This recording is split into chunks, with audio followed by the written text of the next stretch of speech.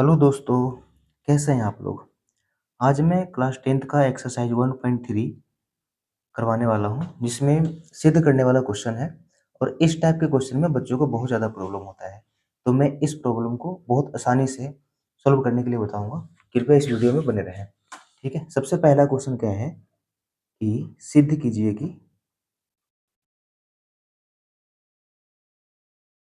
कि √5 एक अपरिमेय संख्या है। अपरिमेय संख्या है। इसमें लिखेंगे हल। अब देखिए, √5 एक अपरिमेय संख्या है, हमको पता है, लेकिन इसको सोल्व कैसे करना है, मतलब कि प्रूव कैसे करना है, वो इसका सोल्व करने के लिए मतलब सिद्ध करने का तरीका सीखेंगे। सबसे पहले क्या करना है कि जो अपरिमेय संख्या है, उसको हमको उल्टा मान लेना है, विपरीत मान लेना है कि √5 एक परिमेय संख्या है। √5 एक परिमेय संख्या है, ठीक है? जब ये √5 एक परिमेय संख्या हो गया, तो इसको हम p बटा q के रूप में लिख सकते हैं, क्योंकि परिमेय संख्या को हम p बटा q के रूप में लिख सकते हैं, ठीक है? तो जहाँ पहले ऐसे लिख लेते हैं, √5 is equal to p by q, जहाँ p और q क्या है?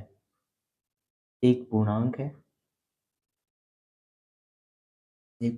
है, तथा p एंड q सहवाची संख्या है। सहवाज्य संख्या है, ठीक है? सहवाज्य संख्या है।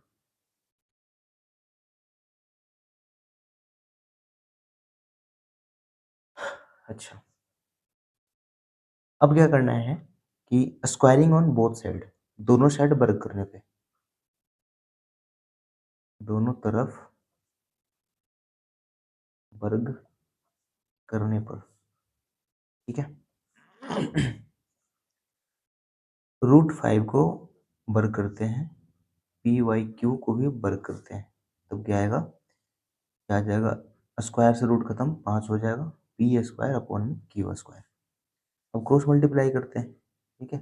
इससे मल्टीप्लाई करेंगे तो क्या आएगा? 5q square is equal to P square. बड़ा घटिया भाई, ठीक है? अच्छा, अब यहाँ पे हम क्या देख रहे हैं कि 5 को जब इसके नीचे भेजा जाएगा, तो पी स्क्वायर को डिवाइड करेगा कितने बार में? क्यू स्क्वायर बार में, ठीक है?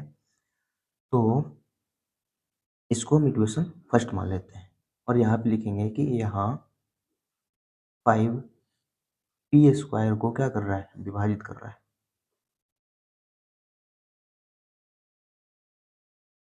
कर रहा है, अतः 5 पी को भी विभाजित करेगा,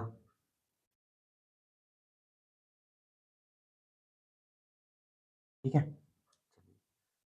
जब 5 p को भी विभाजित करेगा, इसका मतलब है कि 5 का गुणनखंड है 5, p का गुणनखंड है 5, तो हम p बराबर क्या लिख सकते हैं? 5k लिख सकते हैं, क्योंकि 5 क्या है? p का गुणनखंड है, तो गुणनखंड के साथ कुछ और भी लगा सकते हैं, 2 3 4 पर, जहाँ पे k बराबर क्या हो सकता है? 1 2 3 4 कुछ भी, क्योंकि p एक वेरिएबल है, ठीक है? अब क्या करते हैं कि इस p की वैल्यू को उठा के हम कहाँ पे रखते हैं? इक्वेशन फर्स्ट में रखते हैं। तो इक्वेशन फर्स्ट हमारा क्या है? 5q square is equal to, P की जगह पर डायरेक्ट में पुट कर दूं क्या? 5k होल स्क्वायर है तो होल स्क्वायर कर देंगे, ठीक है? 5q square is equal to 25k square हो जाएगा इसका जब स्क्वायर करेंगे तो, ठीक है? अब देखिए 5 से एक कट जाएगा कितने बार में? 5 बार में, तो q square is equal to कितना आ गया? 5k square. और 5 को फिर इधर डिवाइड करेंगे, इसको इक्वेशन मान लेते हैं सेकेंड। देखिए जब 5 को इधर भेजेंगे तो क्यू स्क्वायर को क्या करेगा? डिवाइड करेगा। जब क्यू स्क्वायर को डिवाइड करेगा तो क्यू को भी डिवाइड करेगा। जो मैंने ऊपर बात लिखी है वही बात हम नीचे भी लिख देंगे। क्या लिखेंगे भाई? तो यहाँ 5 क्यू स्क्वायर को विभाजित करता है, विभाजित कर रहा है या करता है, कर रहा है लिख देता हूँ, जो ऊपर लिखा हूँ। अतः 5q को भी विभाजित करेगा। ठीक है, देख लीजिए राइटिंग जो समझ में ना आए, जल्दीबाजी में मैं लिख रहा हूँ। ठीक है, ताकि वीडियो ज़्यादा लंबा ना बने। विभाजित, ठीक है, विभाजित करेगा। अच्छा, यहाँ पे क्या दिक्कत हुआ रहा, देखिए मैंने p और q को क्या माना था, सह अभाज्य संख्या माना था। सह अभाज्य संख्या का मतलब होता है p और q का एक के अलावा कोई और गुणनखंड नहीं होना चाहिए। लेकिन यहाँ पे 5 है, क्योंकि 5 p को भी काट रहा है और q को भी काट रहा है। ठीक है, तो यहाँ पे गड़बड़ हो रहा है, यानी कि मैं यहाँ पे ये लिख सकता हूँ कि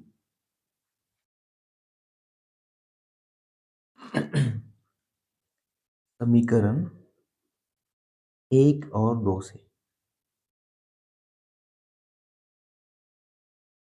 ठीक है, यहाँ सीधा ये देते हैं, समीकरण 1 और 2 से ज्ञात होता है कि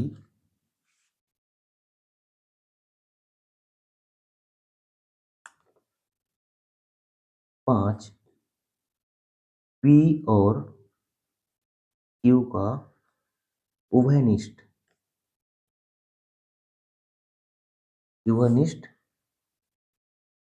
गुणनखंड है।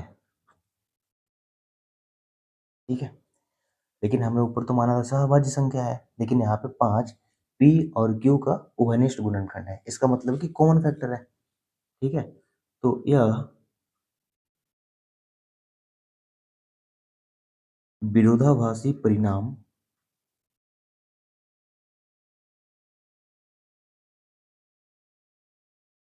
हमें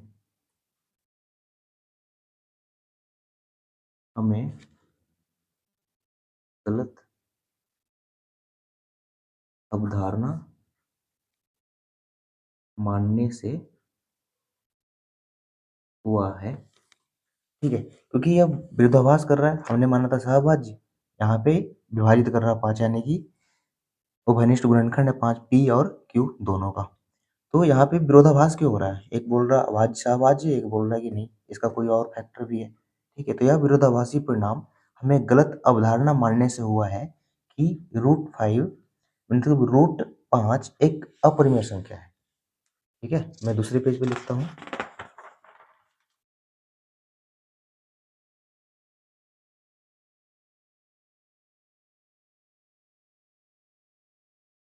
ठीक है,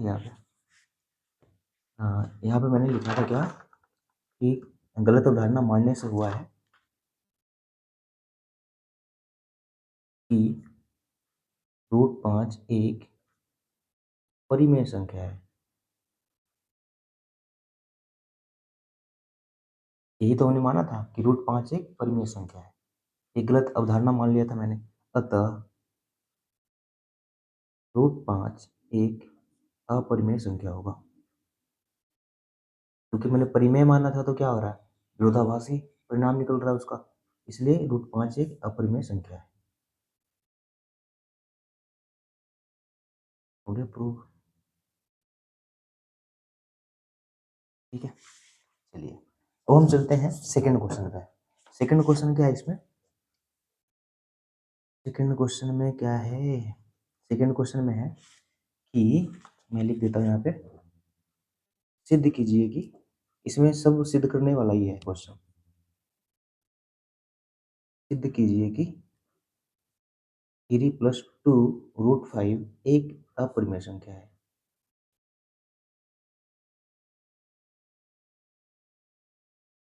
ठीक है, अब देखिए इसको भी हम उसी तरीके से मान लेंगे, क्या कि हल माना कि, क्यों देखिए हर बार मैं अपरिमेय को परिमेय क्यों मानता हूँ, क्योंकि इसको परिमेय संख्या नहीं है ये प्रूव करना ज़्यादा आसान है। अगर कोई संख्या परिमेय संख्या नहीं होगा तो क्या होगा? अपरिमेय संख्या होगा। इसलिए इसको मैं परिमेय मानता हूँ। माना कि √3 + 2√5 एक परिमेय संख्या है।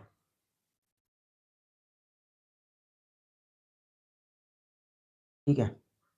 और जब परिमेय संख्या हो गया तो इसको लिख सकते हैं 3/2√5 = P/Q, जहाँ P और Q क्या है? पूर्णांक है। पूर्णांक है तथा P और Q सहअभाज्य संख्या है।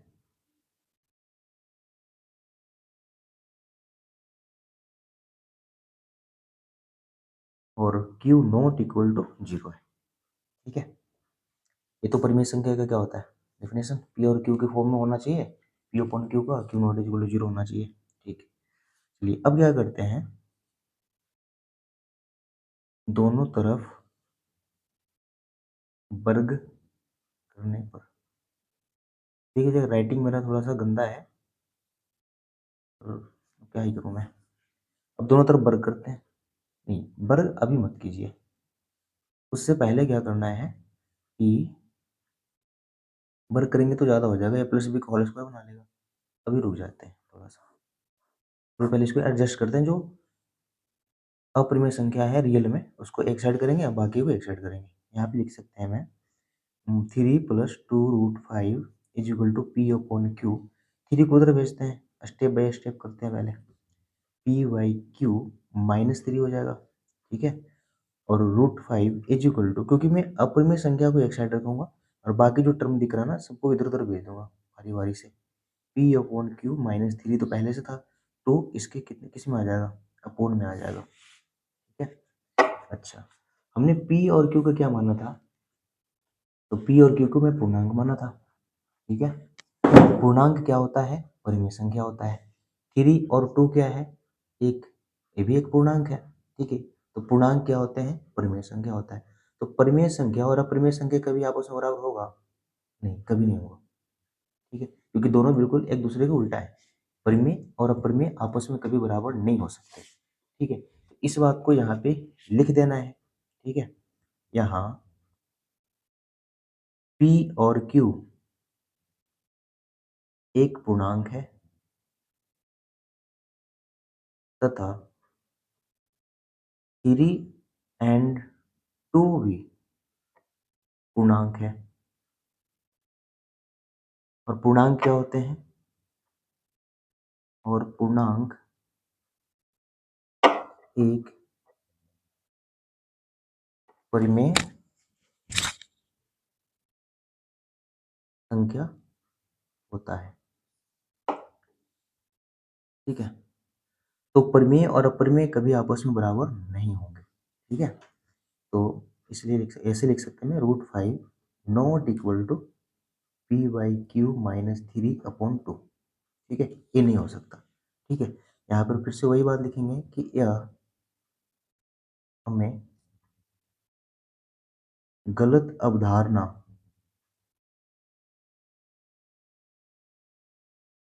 मानने से हुआ है कि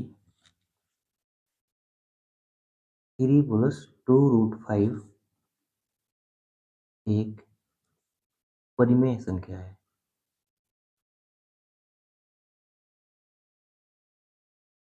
हमने एक गलत अवधारणा मान लिया था कि 3 + 2√5 एक परिमेय संख्या है। ठीक है? इसी कारण तो यहाँ पे विरोधाभासी आ रहा है परिणाम। अतः अब लिखेंगे, अतः 3 + 2√5 एक अपरिमेय संख्या होगा।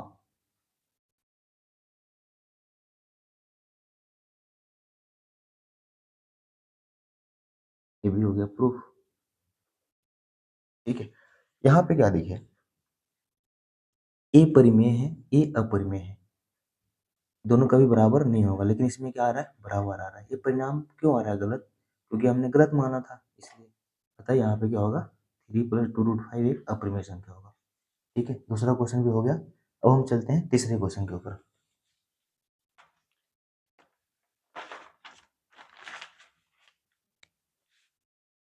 तीसरा क्वेश्चन में क्या है, अच्छा तीसरे क्वेश्चन में 3 क्वेश्चन है, ठीक है? मैं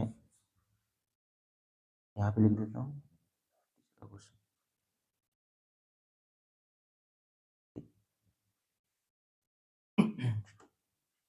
तीसरा क्वेश्चन में 1/√2 तीसरा का पहला, और चलिए बारी-बारी से सोल्व करते हैं। सेकंड नंबर क्वेश्चन है 7/5, तीसरा नंबर क्वेश्चन है 6 प्लस ये। इस टाइप के क्वेश्चन तो हमने पहले सोल्व करके देख ही लिया, ठीक है? जो ये वाली क्वेश्चन था 3 प्लस ये था, उससे भी आसान है ये वाला, ठीक है? ये वो हो जाएगा। तो इसमें 2 क्वेश्चन और सोल्व करेंगे, तीसरा आप खुद से ट्राई कीजिएगा, ठीक है? चलते हैं थर्ड का पहला।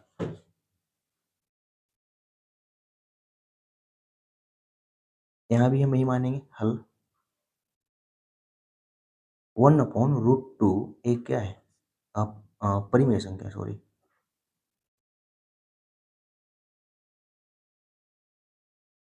परिमेय संख्या।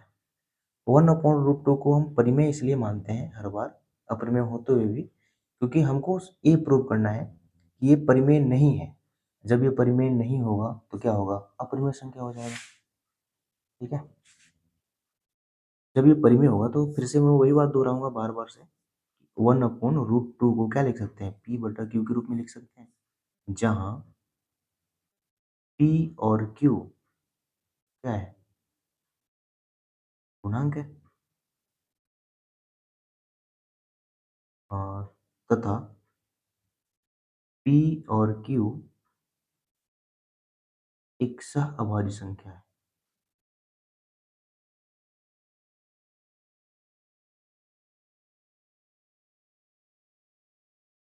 सह अभाज्य संख्या है, ठीक है? चलिए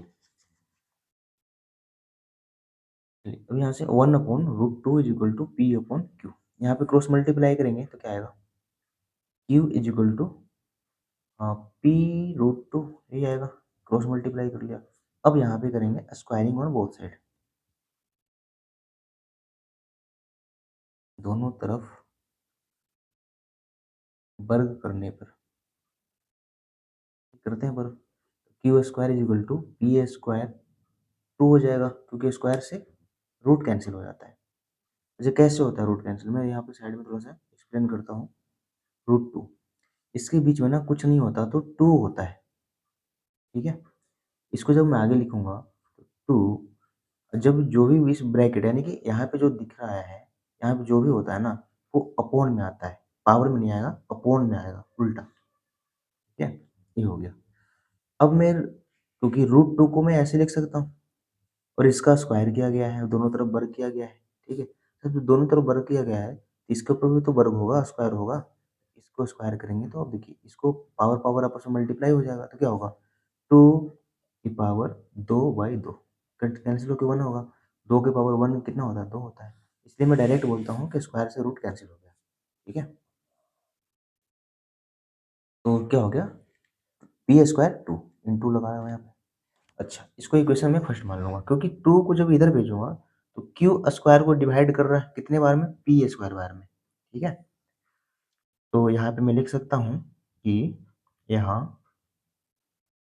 2 Q² को विभाजित कर रहा है,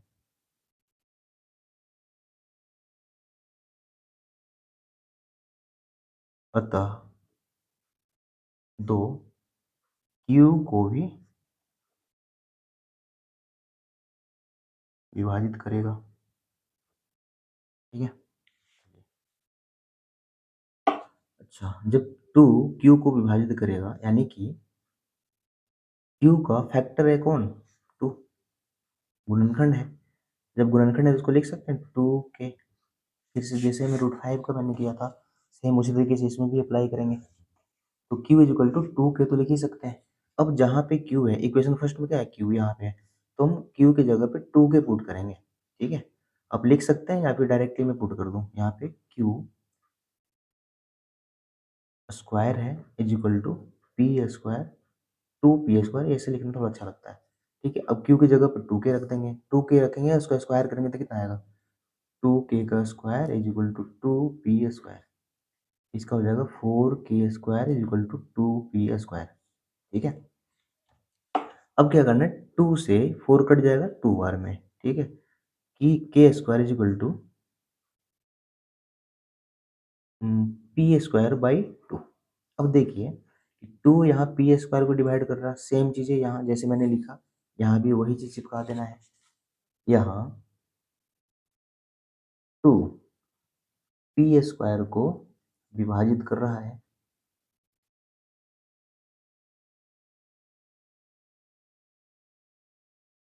अतः 2 पी को भी विभाजित करेगा। ठीक है, अच्छा हमने क्या माना था, p और q को तो सहभाज्य संख्या माना था, लेकिन दोनों का क्या निकला, गुणनखंड निकला, उभयनिष्ठ गुणनखंड निकला। ठीक है, अब यहाँ पे लिखेंगे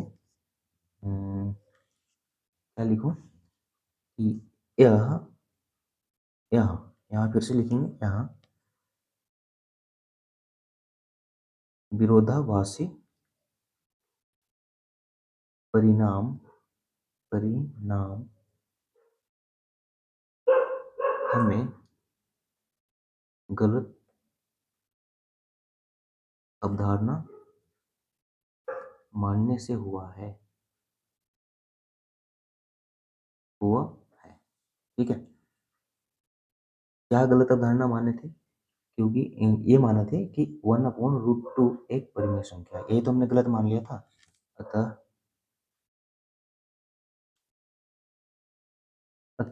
1/√2 एक परिमेय संख्या होगा, सॉरी अपरिमेय संख्या होगा, क्योंकि परिमेय तो हुआ नहीं, जब परिमेय नहीं हुआ तो क्या होगा, अपरिमेय संख्या, अपरिमेय संख्या है। क्योंकि जब परिमेय माने थे तो यहाँ पे क्या हो रहा है, विरोधाभासी परिणाम आ रहा है।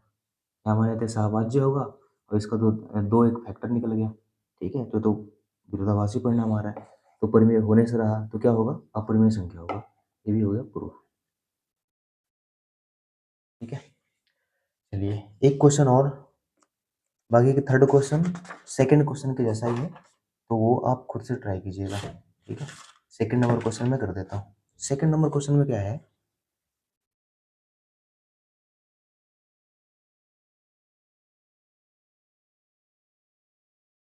सेकंड नंबर क्वेश्चन में 7√5 को क्या प्रूव करना है, अपरिमेय संख्या प्रूव करना है। यहाँ भी लिखेंगे हल, माना कि 7√5 एक क्या है, परिमेय संख्या।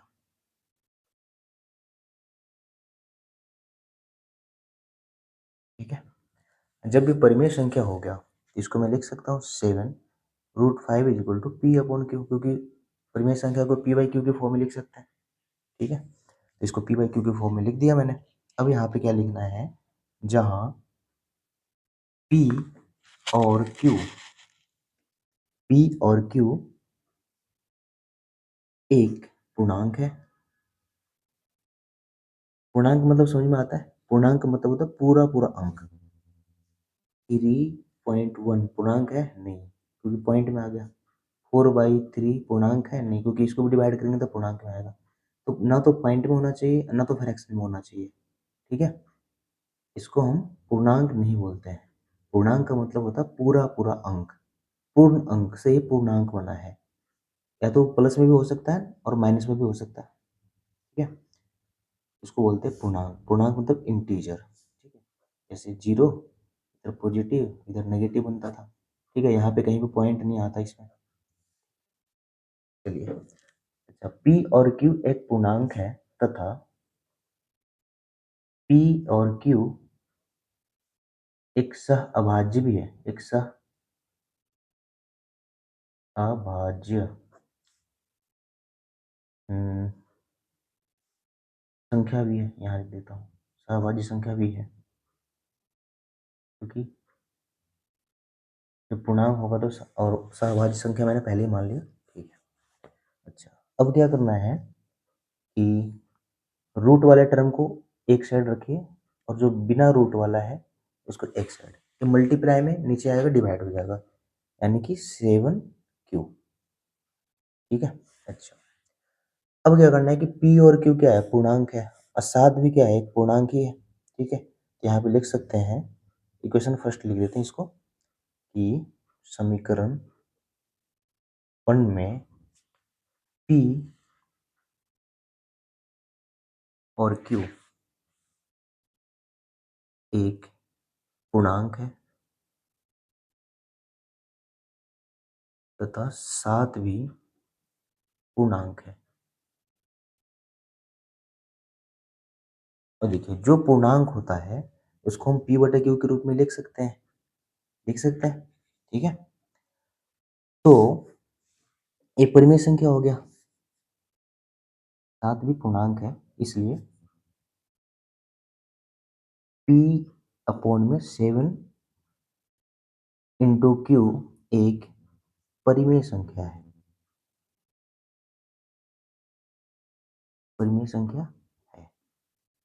लेकिन या जबकि √5 एक क्या है, अपरिमेय संख्या है। ऊपर में प्रूफ सबसे पहला क्वेश्चन नहीं था, एक अपरिमेय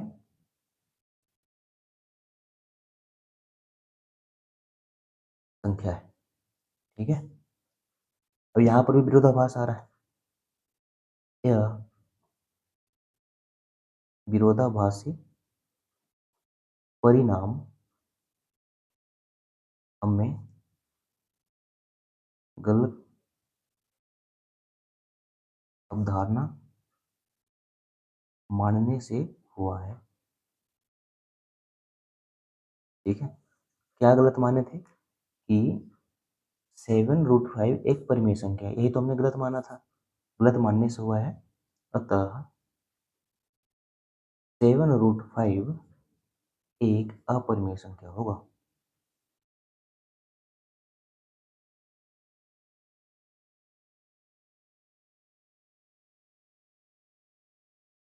अपरिमेय संख्या इसलिए होगा क्योंकि देखिए, जब हम परिमेय माने थे तब यहाँ पे विरोधाभासी उत्पन्न हो रहा था।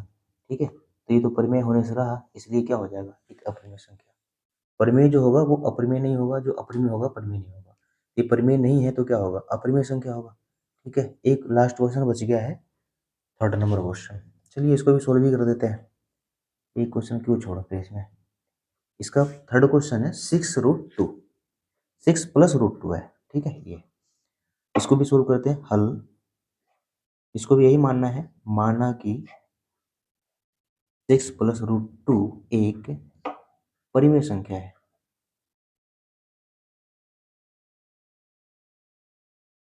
ठीक है, अच्छा, जब ये परिमेय संख्या है तो हम इसको p बटा q के रूप में लिख सकते हैं कि नहीं लिख सकते, is equal to p upon q।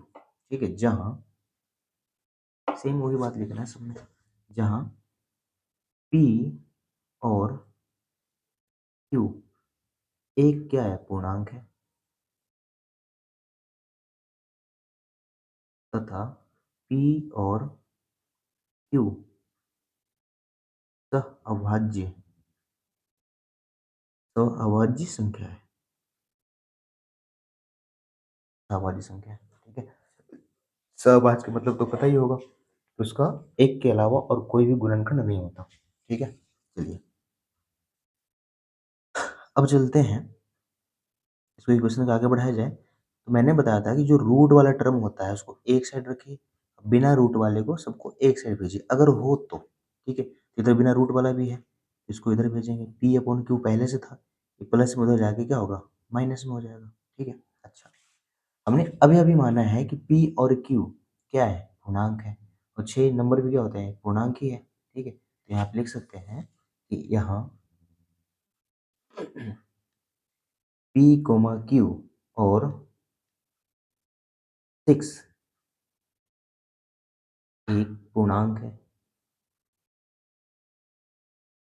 ठीक है, और पूर्णांक क्या होते हैं, पूर्णांक एक परिमेय संख्या होगा।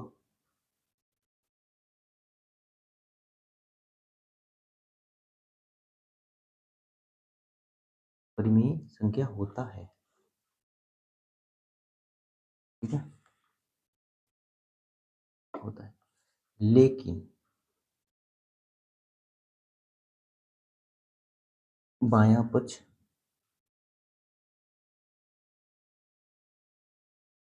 √2 है, जो कि अपरिमेय संख्या है, जो कि अपरिमेय संख्या है। ये कैसे हो रहा है? परिमेय और अपरिमेय कभी आपस में बराबर नहीं होते, ठीक है। तो यहाँ पर भी क्या आ रहा है? विरोधाभासी परिणाम आ रहा है, ठीक है। तो यहाँ पे लिख सकते हैं, इसमें लिखने वाला काम ज़्यादा है थोड़ा सा। यहाँ पे हम लिख सकते हैं कि यहाँ विरोधाभासी परिणाम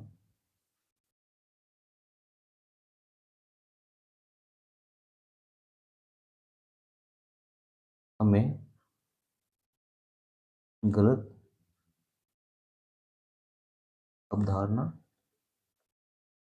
मानने से हुआ है। मैंने क्या गलत माना था कि 6 प्लस √2 एक परिमेय संख्या है, यही तुमने गलत माना था। तो गलत अवधारणा मानने के कारण क्या आ रहा है? विरोधाभासी परिणाम आ रहा है, ठीक है। अब यहाँ पे लिखेंगे अतः 6 प्लस √2 एक क्या होगा? 6 प्लस √2 क्या होगा? एक अपरिमेय संख्या होगा, अपरिमेय संख्या होगा। लास्ट में बहुत छोटा छोटा लिखना पड़ा, किसी तरह एडजस्ट कर दिया उसने, ठीक है। चलिए, आपका 1.3 भी हो गया है कंप्लीट, ठीक है। अब चलेंगे हम इससे नेक्स्ट 1.4,